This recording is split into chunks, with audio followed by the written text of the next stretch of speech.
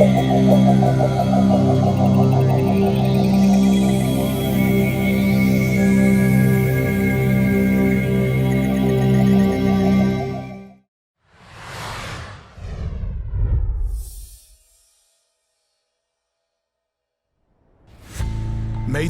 3 mai 2019, usine AB Specialty Silicones à Waukegan, dans l'Illinois. Durant la production d'une émulsion, deux produits incompatibles sont mélangés. Ces composés réagissent avec émission de gaz hydrogène très inflammable. Celui-ci s'enflamme, entraînant une énorme explosion qui tue 4 ouvriers et détruit la halle de production. L'explosion d'AB Specialty Silicones est l'un des nombreux accidents chimiques sur lesquels le CSB a enquêté au long de son histoire. Les réactions chimiques peuvent conduire à de graves explosions, incendies ou fuites toxiques, qui peuvent entraîner des victimes, des blessés, des dommages aux biens et des effets néfastes sur l'environnement. Les risques liés aux réactions chimiques peuvent être plus difficiles à prévoir et à reconnaître que d'autres risques industriels. Une reconnaissance et une évaluation incorrecte des risques réactionnels a été un facteur déterminant dans un nombre significatif d'accidents réactionnels dont les causes ont été déterminées. Pour l'instant, les entreprises ne sont pas toujours tenues par la réglementation de mettre en place même les mesures les plus élémentaires pour contrôler ce risque. Pour ces raisons, des accidents graves, tels que celui d'AB Specialty, continuent de se produire.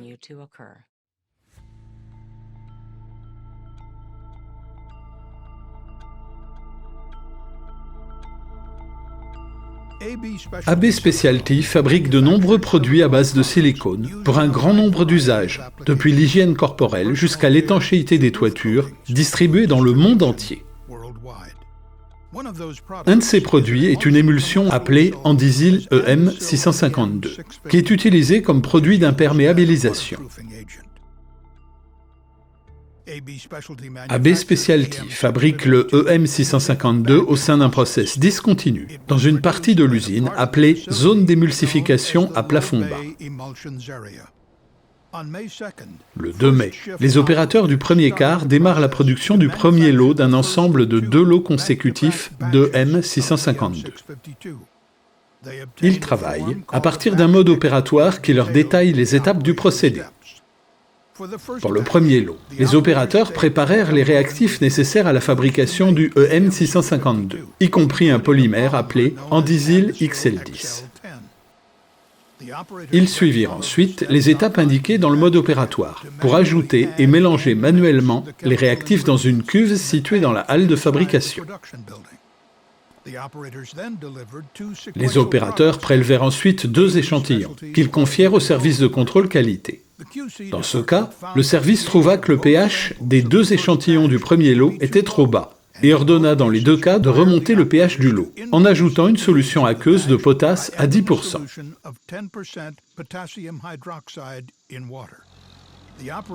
Un ouvrier apporta des tonneaux de cette solution dans la halle d'émulsification et ajouta la quantité nécessaire au lot de EM652 en cause. Un 3e échantillon, envoyé au contrôle qualité, montra que le pH était correctement ajusté. Le premier lot de M652 fut donc accepté pour conditionnement. Un autre opérateur a probablement reçu, un peu avant 20 h le 3 mai, la gamme de travail nécessaire à la fabrication du 2e lot de M652. Ce lot nécessitait 8 tonneaux de XL10. Sur place, se trouvaient vraisemblablement aussi 2 ou 3 tonneaux de solution de potasse à 10%. Il y avait donc dans cette zone 11 tonneaux pratiquement identiques, certains contenant du XL10 et d'autres de la solution de potasse à 10%. L'opérateur commença à introduire les 2 premiers ingrédients dans la cuve de mélange, dont du XL10. Mais pendant qu'il terminait ses opérations initiales, il a probablement pris un des tonneaux de potasse restants pour un tonneau de XL10 et a rajouté par erreur de la potasse dans la cuve de mélange. La potasse réagit violemment avec les substances qui contiennent des liaisons silicium-hydrure, comme le XL10. La réaction causée par ces substances produit rapidement du gaz hydrogène, très inflammable. Peu de temps après que le mélange soit fait, il se met à mousser, déborde et se répand sur le sol. L'opérateur appelle à l'aide et plusieurs autres ouvriers arrivent en courant. Un brouillard se forme et s'étend dans la halle. Les ouvriers n'identifient pas ce qui est rejeté comme dangereux. Il n'y a pas de détecteur de gaz fonctionnel dans l'atelier, qui aurait pu les alerter des dangers dus à l'hydrogène. Du coup, les ouvriers n'évacuent pas la halle. 2 d'entre eux sont envoyés déclencher les ventilations, mais avant qu'ils y parviennent, à environ 21h35, l'hydrogène s'enflamme et cause une énorme explosion et un incendie. 3 ouvriers de AB Specialty perdent la vie. Un autre est blessé. L'atelier de fabrication est complètement détruit. Suite à cet accident, le CSB lance une enquête et découvre que plusieurs problèmes de sécurité ont conduit à l'accident mortel. Le premier de ces problèmes est qu'il n'existait pas de procédure écrite imposant aux ouvriers de AB Specialty de séparer les fûts de potasse des fûts de XL10 dans l'atelier d'émulsification ou de retirer les contenants inutilisés après usage. Cela, plus le fait que les 2 substances incompatibles étaient stockées dans des fûts bleus pratiquement identiques, a rendu le mélange des substances encore plus probable. Dans les procédés qui font appel aux ouvriers pour rassembler et mélanger des substances, il est vital que les entreprises réduisent le risque d'erreur humaine, en rendant facile de bien faire le travail et difficile de le faire mal. Dans ce cas, cela aurait pu être aussi simple que de disposer de procédures écrites qui imposent de stocker les produits chimiques incompatibles dans des lieux différents et des contenants de couleurs différentes.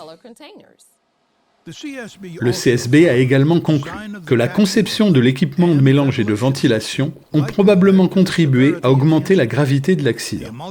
La cuve de mélange avait un couvercle non étanche et n'avait pas d'évent de respiration pour conduire les gaz en lieu sûr. En conséquence, l'hydrogène produit au moment de l'accident s'est répandu dans le local de fabrication où se trouvaient les ouvriers. Le système de ventilation du local de production comprenait un ventilateur prévu pour introduire de l'air extérieur dans le local, qui était situé à proximité des cuves de fabrication de l'EM652. Cela a contribué à répandre l'hydrogène dans le local, où il s'est mélangé avec l'air, créant une ATEX. Une conception différente du système de ventilation aurait pu inclure une aspiration localisée avec des ventilateurs d'extraction et des ouvertures situées à proximité des cuves. Cette conception aurait expulsé les gaz dangereux vers un lieu sûr et réduit la gravité de l'accident. Le CSB a également découvert que pendant l'accident, les ouvriers avaient compris qu'une perturbation du procédé était en cours, mais ils n'ont pas perçu le danger de l'hydrogène. L'hydrogène est un gaz inodore, incolore, impossible à distinguer de l'air sans l'aide de technologies particulières, comme des détecteurs de gaz. Mais le CSB a découvert que le bâtiment n'avait pas de détecteur d'hydrogène ou de gaz inflammable. Un tel système aurait pu activer une alarme qui aurait alerté les opérateurs du danger auquel ils faisaient face, rendant plus probable l'évacuation du bâtiment entre le début du dégagement d'hydrogène et son inflammation. Le CSB a également découvert que les ouvriers n'avaient pas de réelle formation aux situations d'urgence, qui aurait permis de connaître la possibilité de fuite d'hydrogène et d'évacuer immédiatement en cas de fuite. Le CSB encourage les entreprises à travailler avec les fabricants de détecteurs de gaz pour s'assurer que les technologies appropriées sont utilisées pour les capteurs mis en œuvre dans le process. Une fois choisi, le système adéquat doit être correctement installé et maintenu. Les employés doivent disposer de ressources pertinentes comme des procédures fiables, des technologies efficaces et des formations adaptées pour reconnaître les symptômes d'une réaction inappropriée et prendre les mesures nécessaires. À cette fin, le CSB recommande qu'AB Specialty Silicones mette en place un système de détection et d'alerte pour les gaz dangereux et des procédures correspondantes. Ceci sera basé sur les spécifications des fabricants, les règlements et normes en vigueur, et les bonnes pratiques industrielles du secteur. Ces systèmes doivent être mis en place pour tous les gaz dangereux susceptibles d'être émis à proximité des ouvriers, dont l'hydrogène.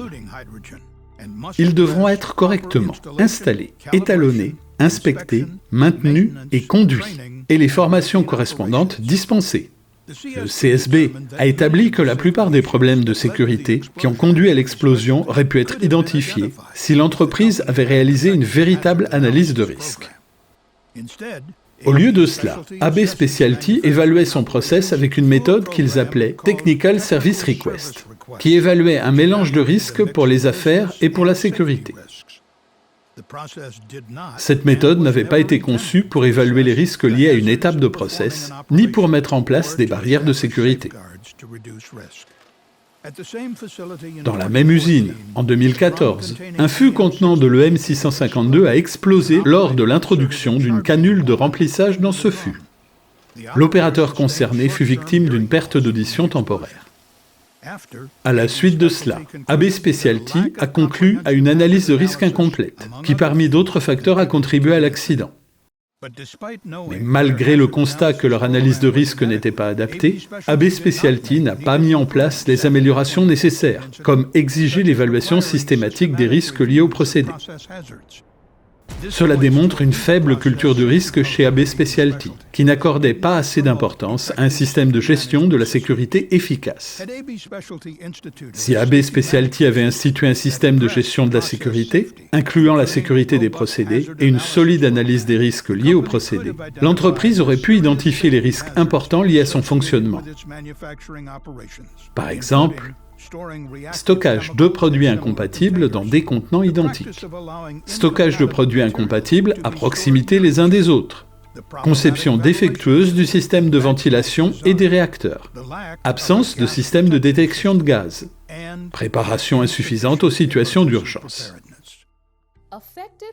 Un système de gestion de la sécurité efficace, prenant en compte la sécurité des procédés, est critique pour les entreprises qui utilisent des produits réactifs pour éviter de futurs accidents. AB Specialty n'avait pas, au moment de l'accident, de système de gestion des risques liés aux procédés opérationnels. Bien que les procédés utilisés par AB Specialty utilisent des réactifs capables de participer à des réactions très dangereuses, ces réactifs ne sont pas listés dans les guides de l'OHSA ou de l'EPA concernant la sécurité des procédés. De ce fait, AB Specialty n'était pas tenu de mettre en place les éléments minimaux d'un système de gestion de la sécurité des procédés imposé par ces guides, dont réaliser une véritable analyse de risque. En réponse, le CSB a réitéré une recommandation déjà faite à l'OHSA pour corriger sa norme sur l'analyse des risques liés au procédé, pour imposer un contrôle plus complet des risques réactionnels aux conséquences potentiellement catastrophiques, compléter la partie analyse des risques de la norme pour exiger explicitement une évaluation des risques réactionnels. Le CSB a également répété une recommandation déjà faite à l'EPA, mettre à jour son document de prévention des fuites pour inclure spécifiquement les catastrophes réactionnelles qui pourraient impacter le public, y compris les autodécompositions, les mélanges de produits et les conditions spécifiques au procédé. Quand des risques réactionnels sont identifiés, il est important que les entreprises déterminent si ces risques peuvent être supprimés ou réduits. Si ce n'est pas le cas, ces risques doivent être gérés pendant toute la durée de vie de l'entreprise pour protéger les salariés, les biens et l'environnement. Il est urgent pour les autorités réglementaires de prendre en compte les risques réactionnels. Nous appelons l'OSHA et l'EPA à mettre à jour leurs normes pour une meilleure prise en compte de ces risques. Combler cette faille réglementaire évitera d'autres accidents graves et sauvera des vies. Ensemble, nous pouvons agir sur la sécurité de nos industries chimiques, de leurs salariés, de leurs voisins et de l'environnement. Merci d'avoir regardé cette vidéo de sécurité du CSB. Pour plus d'informations, merci de visiter csb.gov.